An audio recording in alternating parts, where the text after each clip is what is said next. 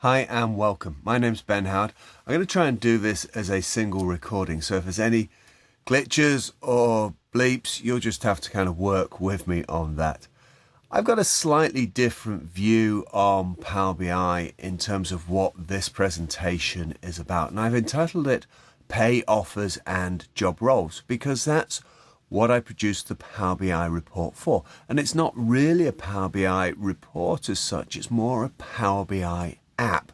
I've subtitled this Using Power BI to Change the World, which might be just stretching the actual role that the Power BI report had, but ultimately it did help my customer a lot. So where do I come from and why am I involved in Power BI? Well, I've been involved in IT for the best part of, well, let's just think 35 years now. And I started off as a developer, unbelievably managed that for about 6 months. But then I went on site and started speaking to clients about, what they wanted me to develop. And I really got interested and was better at speaking to clients and effecting change for clients using IT. So I kind of gave up the development job and went to implement systems instead. I spent a long time implementing Microsoft Project and Project Online, unbelievably. And as part of that job, we had to provide project reports and standardized reports. So when Power BI came out, that was our tool of choice. And I very quickly realized that actually Power BI was very interesting and could affect a lot of changes, more so than maybe I was implementing with projects. So I started and changed what I did really to focus on Power BI, and that's really been my focus for the last few years. So now I consider myself a Power BI consultant and not a Project Online consultant. So I'm based in the UK, and I wanted to present this story to you, which is a real world story about what I've done for one of my clients. Okay, so let's get PowerPoint going here. Who is my client? Well, I can't tell you their name. It's not exactly top secret. It's just that this is just such a great case study that, unless the information is slightly sensitive, that I will keep it anonymous for now. Suffice to say, they're set up like this. They're a global company. They have tens of thousands of employees. And they have a central HR function that's based over in North America there. And then they have multiple locations around the world. Literally, they're in every country in the world that has any sort of economy. So let's just say that's a majority of them. I got a bit bored drawing dots on the screen here as to where they might be located. They are around the world, and they have over 700 office locations across the globe, so multiple offices in multiple countries. So what was their particular challenge? This is why I love customers, because they have challenges which we're able to solve. Their particular challenge is around HR. So in a global company, they have to have standards. So they have standard job roles, standard job descriptions, and standard pay ranges in those job descriptions. So let's just have a look at the actors that we've got within this particular case study. We have central HR, and as I say, their job, based in North America, is to maintain global job descriptions and profiles.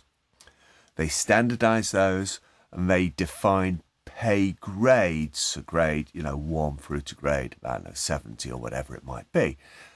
And within each pay grade, they have a minimum pay amount, pay award, if you like. They have a maximum, and then they obviously have a median pay within a pay grade.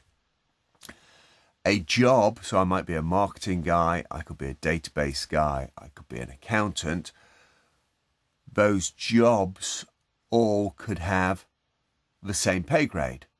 So I could be a marketing level 1, a database level 1, accountant level 1. They could all be grade 30 or grade 59 or whatever it might be.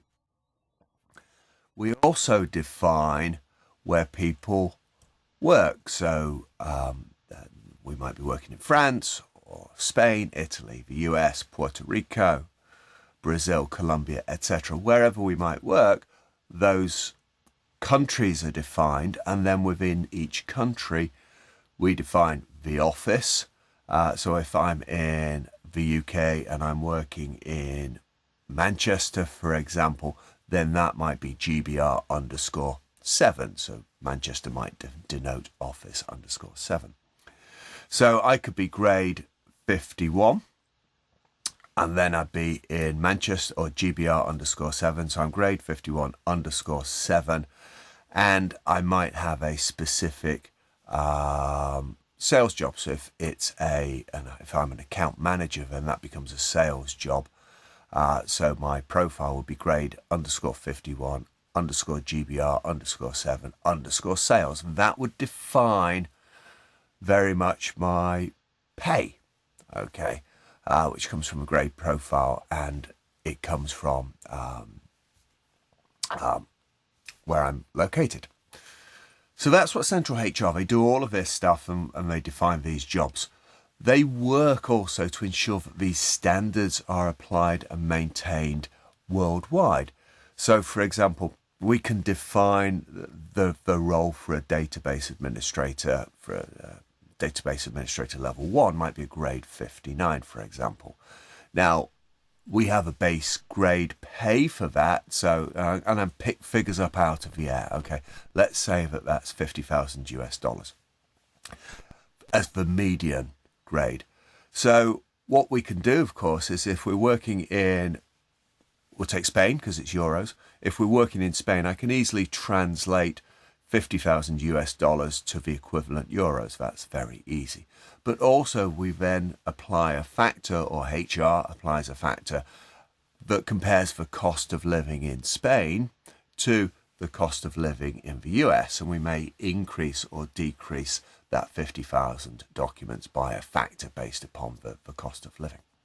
So that's what HR, Central HR do. What about local HR? Well, local HR are responsible for many things, but obviously one thing they do is they work with the hiring person who's got a role to fulfill, and they ensure that the pay offer and all of the other benefits that go with being employed in Spain, for example, are representative, and that pay offer is made and is in line with those standards. So what the local HR do is they'll liaise with central HR to ensure that if it's a new role or a slightly different role, or we have something different in Spain to the US, that the standards are maintained and the offer is acceptable within the central HR standards, so minimum, max, pay range, etc. So those are the two actors, if you like. We have central HR and then we have local HR. So what were the issues that this organisation faced? They were several, of course, like many people. We're not brought in. Every customer has issues and they have opportunities for us to help them. So this isn't a downer on the customer. This is just reality. Central HR maintains all of its data in a single legacy system. That single legacy system is potentially cumbersome to use if you have not been trained on it, and it's potentially expensive to get licenses for that. So allowing our local HR people access to that system wasn't going to be feasible and hasn't been feasible in the past. So Central HR came up with, started to look at providing a solution, and they've done this over multiple years. So like most legacy systems based on a database, you can run a report and then you can say, hey, let me export that data to a CSV file. So that's what Central HR started doing. They started exporting 3 key files to CSV files. And then they looked at Excel and they looked at importing those CSV files into Excel and using tools such as VLOOKUP and trying to provide a solution, an easy way for them as central HR to provide the support for those specific queries that they were getting from the local HR organizations. So that's what they did. They ended up with some Excel files, which really, or an Excel app, if you like, which wasn't particularly end user friendly. It wasn't available to the local HR people. So let's face it, this wasn't put on a shared network, because that's probably all you could do a few years ago when we started creating this application. They weren't prepared, obviously, to send it around the world because we need one single source of truth, not 100 separate applications that people might be using. So they wanted to keep the information central, where they could control it, if you like, but also make sure that there was one version of the truth out there. Expertise using that application was an issue, because of course you had to know how this complex Excel sheet worked. Currently, interaction between local HR and central HR regarding an offer could take several days. If I'm sitting here in Europe and I happen to want to expedite a pay offer to go forward, I can email very quickly, or these days get people on Teams in the US, but of course it could be Labor Day, or I might want to expedite that offer at 9 o'clock in the morning UK time.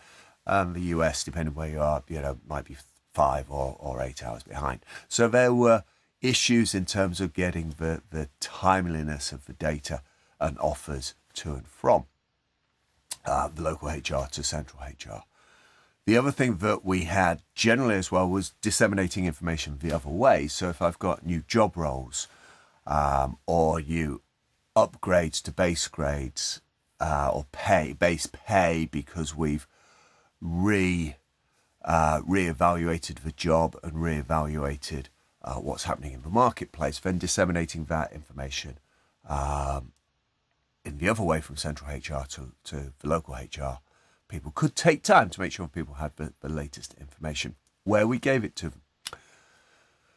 The last thing I should say, of course, is I have said the Excel files are not user-friendly. I built a solution in Power BI. There's no reason why we couldn't build it in Power Pivot, in truth, because we all know that's been around since, I think, 2010? Maybe 2013. So that was fine. The client has an E5 license, and they have Teams, and they have Power BI. It just made sense to build this solution in Power BI and not in Power Pivot, because you can do some nice things around the UI in Power BI, of course. So those were the issues.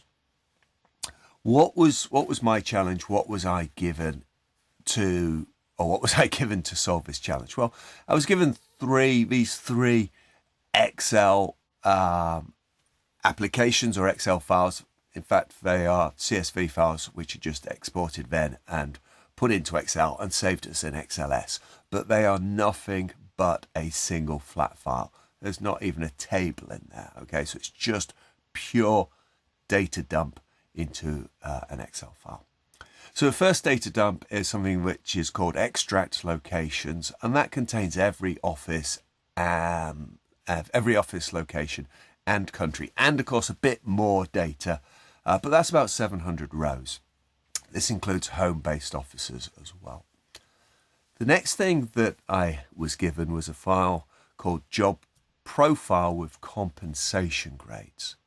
So this lists every job profile and description. So database administrator, this is the role. It's a grade 51, for example.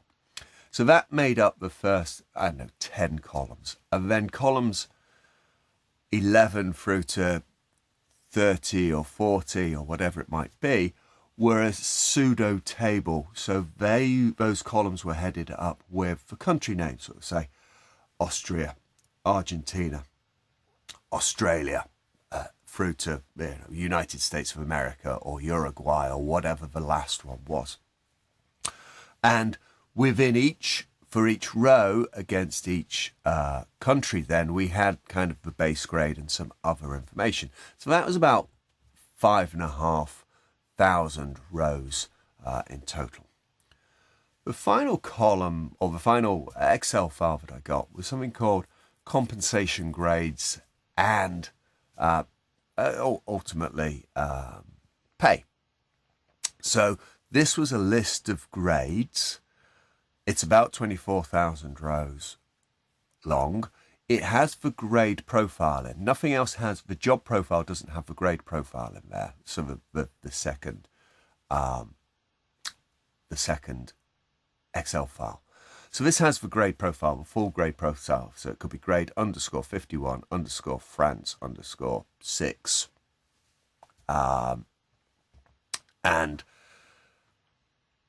whether it's a sales job or not. And then it will list for that job the base pay, so in US dollars, the minimum, max, and median base pay for that specific role in that country.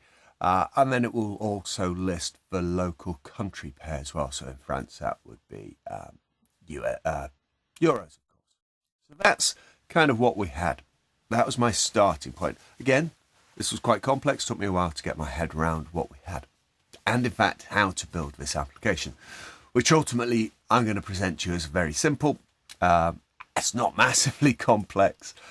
Many of you will have done more complex solutions.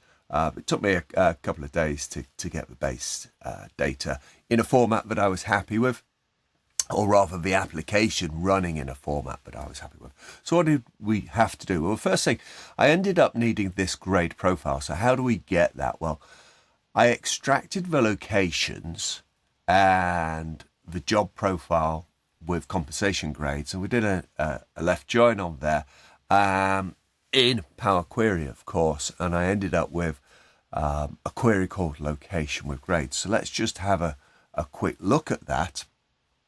I should say that we created as part of that the grade profile, of course. So let's just pick a laser pointer up here. From there, I was able to determine with the job profile and compensation grades and some data from the extract locations, I could get the grade profile. So what did that look like? It looked like this table. So the extract locations had countries in there. The job profile and compensation grades had countries in there. You see the sort of data we're dealing with: job codes, grades, job category, okay, country codes. And we could do a left outer on that. Click OK, and that gave us ultimately with the grade and the country location, or rather the location, I could achieve and provide or get hold of the grade profile. So you can see I've obfuscated some of the data here, but this location down to line 14 here is all France 09. So I could take these jobs which have different grades and are available in this location, France 09. I can then create this grade profile. So grade _61 France _09. That was that particular job. This other job here on line 10, for example, is grade 56, but it's in France location 09. Okay, so we'll go down and we do the same for this location, France 12, etc., and we work out all of the grades. So that gives me the grade profile. And that was getting at that was I think fairly fine and fairly easy. Except, of course, this job grade with profile. Remember, this was a thing which had 5,500 rows. The first X rows were the first X columns were just data about the job, and then the next columns listed all of the countries. So it was in this pseudo pivot table. So I had Austria, Argentina, Australia, going over to Uruguay. So we had to unpivot that pivot table and expand everything out. So our 5,500 rows just kind of went to something that's quite a bit bigger. We then took the compensation file Again, we could do a left join on there. The compensation file was the driver for that one, with then the intermediary query, and I could then get a single, by the time we'd expanded the table, etc., a single flat file which listed the grade profile against every compensation, or for every numeric compensation, so the amount of money we were paying people. So again, this looked a little bit like this.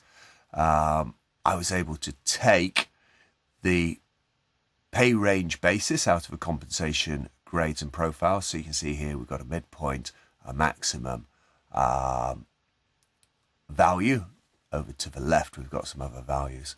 And then for my location with grades, we could see that that's the grades that we were talking about before. So nothing that we haven't seen there.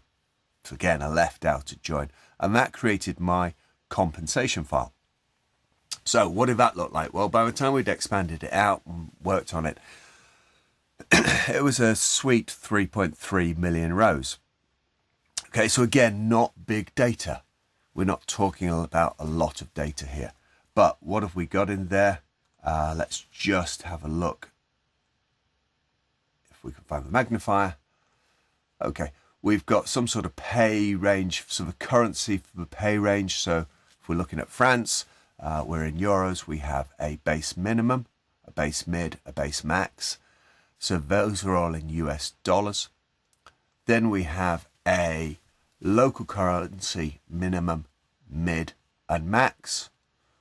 We have the location, the country, the job code, the job profile, the job category, and ultimately we have the grade coming at the end. So what does this allow me to do? It allows me to filter on some of the things such as the job code, the job profile, the country, and then the location in the country.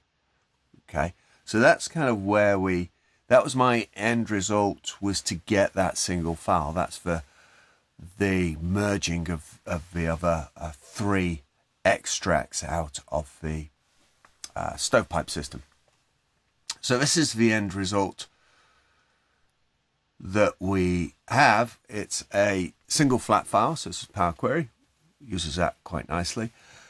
I can then utilize those three filters, 3 out of 4, to determine and filter a single record out of the 3.3 million.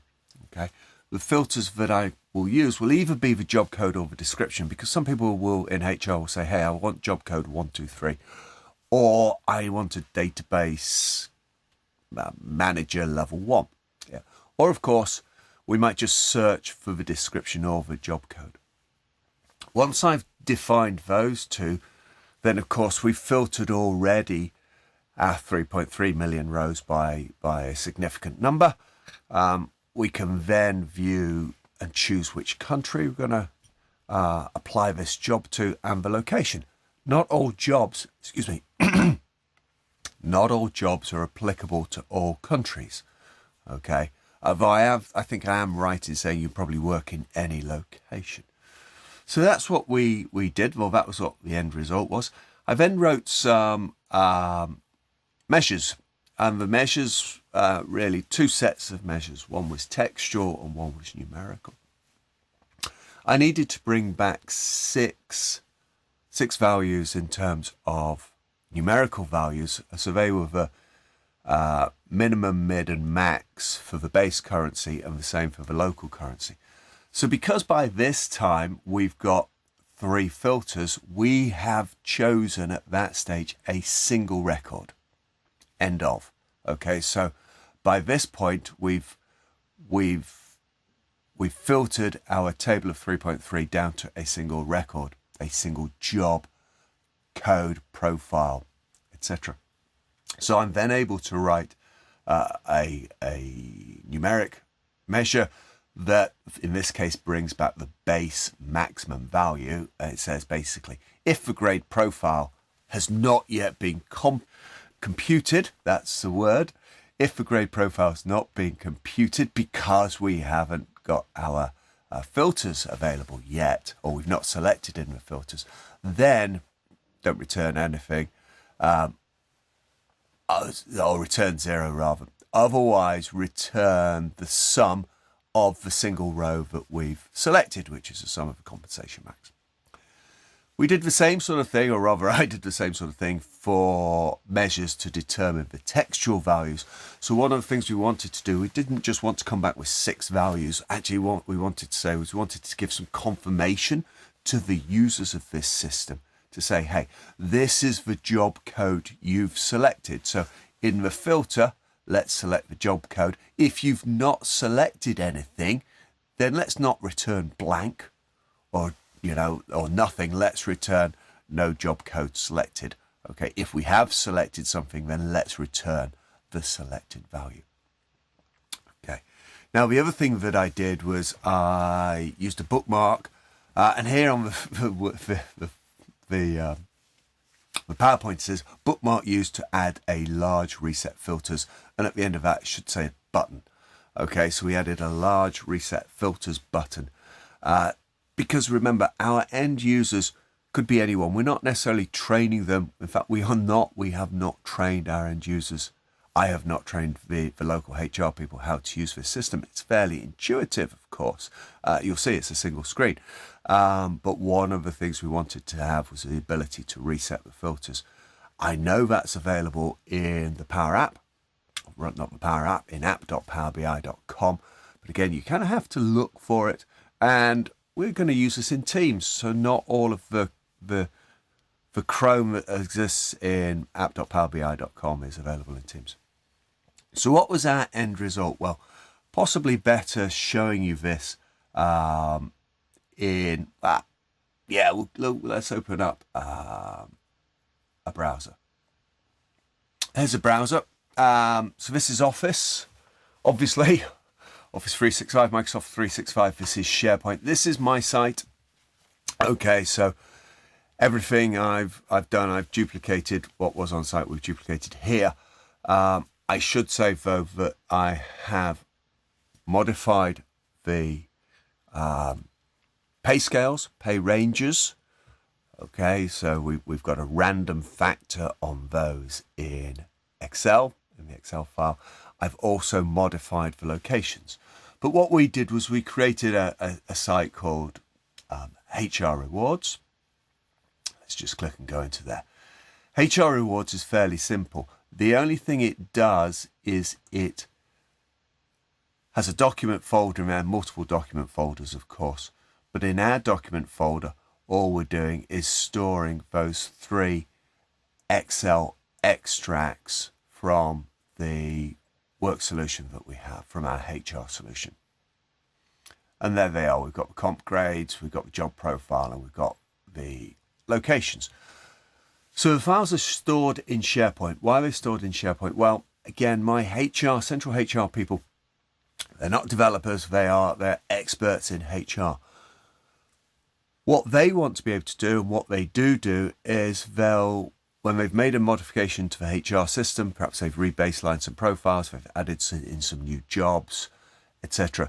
They then export the relevant file and they've just replace the file in here with the new exported one. I asked them to keep a copy of the old one just in case things don't go quite right for them. Maybe the export's changed or something like that.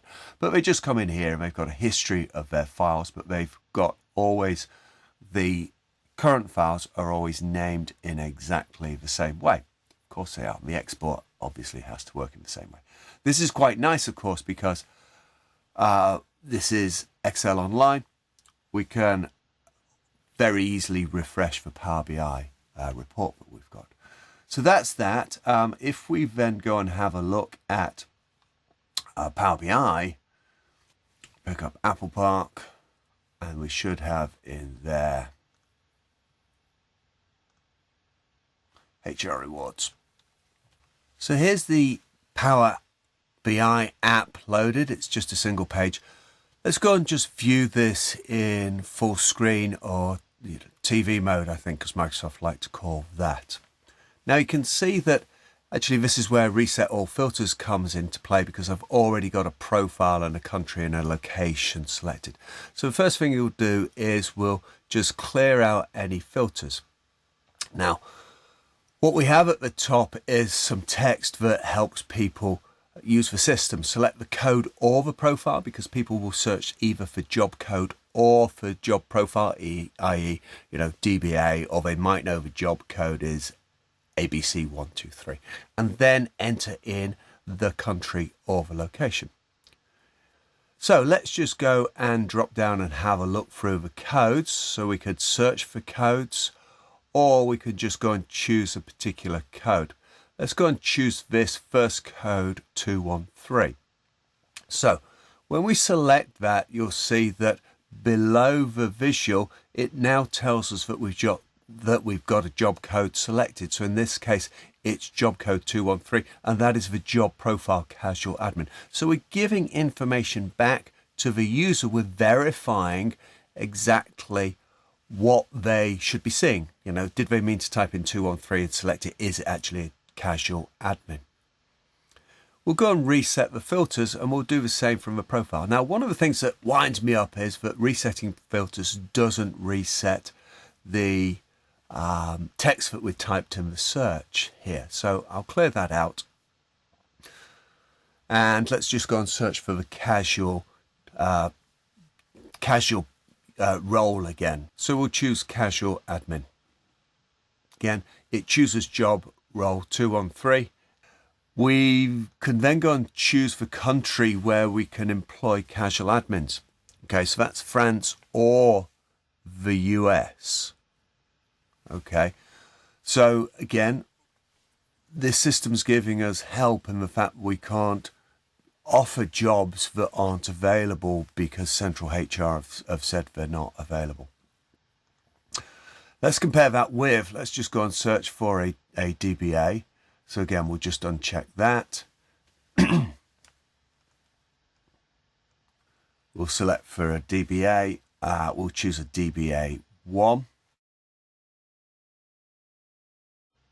And once that's done, then we can go and say, okay, where can we employ DBAs? So let's just go and have a look at Hong Kong, for example. So we'll choose Hong Kong, and then once that's been selected, we can go and choose for location. So in Hong Kong, we've got 6 locations. Again, I've obfuscated the locations with the power of some formulas in Excel. But this might be, I don't know, Hong Kong. God, it's a while since I've been. I can't remember any of the areas. But one of these might be home-based. They could be office locations, etc., etc. So we'll go and choose this particular location here, this third location. What then happens is we're able to generate this grade profile, because we know the grade for a DBA 1. We know that we're in Hong Kong 10. And once we've got that data, of course, well, we already have, because we've filtered through to one role, we already know what the base minimum, base mid, and base max is. This is displayed in US dollars. As I said, I applied a huge factor to these values, so they are rather random. In fact, I applied a random factor to them. So that would be the US base dollar for that. And then this will be the local currency dollar. And again, we display the currency, so Hong Kong dollars. So that's how it works. We have a little bit of a note down here: clear, remove entered search terms to search again, or select new. So again, if I do reset the filters, that's great. It resets all of these filters back, but the search terms remain. Okay. Let's look for an account, because there's one other thing that we have differently here. So an account manager 1. Okay, let's just say Australia, because it's at the beginning of the list there. In Australia, Sydney, Brisbane, Perth, Adelaide, Canberra, etc., etc., wherever that might be. Melbourne, my favourite place in Oz. This is a sales role, and so we append on the grade is appended sales. So again, the base range is different because sales people are compensated differently. So that's where we are. That's the application. We'll reset those filters. Let's just nip back to the PowerPoint slides. Okay. So that's the end user experience. What about the admin experience from Central HR? Well, their role, of course, is to extract CSV files as necessary. We've talked about that when they reprofile, rebaseline jobs, create new jobs, remove old jobs, update office locations, all of those things. They'll extract the CSV files or Excel files and replace the existing files in the SharePoint folder. They then go and perform a manual refresh on the Power BI dataset in the service. So we decided to leave this as manual. There's no point having an automated ones. The files get updated manually, exported manually, placed into the SharePoint folder manually, renamed manually, and therefore we might as well go and manually refresh the Power BI dataset. That's easy to do, but it only takes a couple of minutes. We've secured the SharePoint folder plainly by a group, Central HR group. And so as people move and join the Central HR function, they just have to be added to that group, and therefore they get access to that folder if they're performing any admin roles.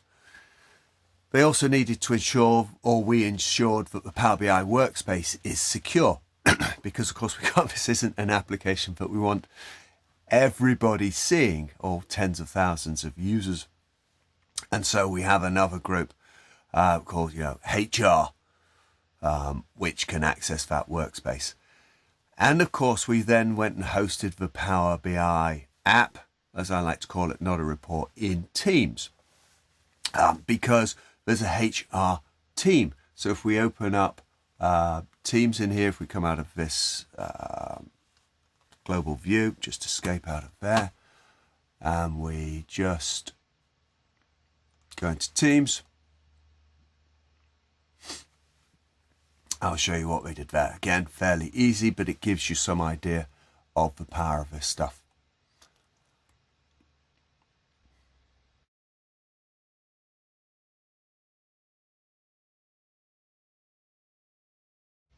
I've just run a speed test on here.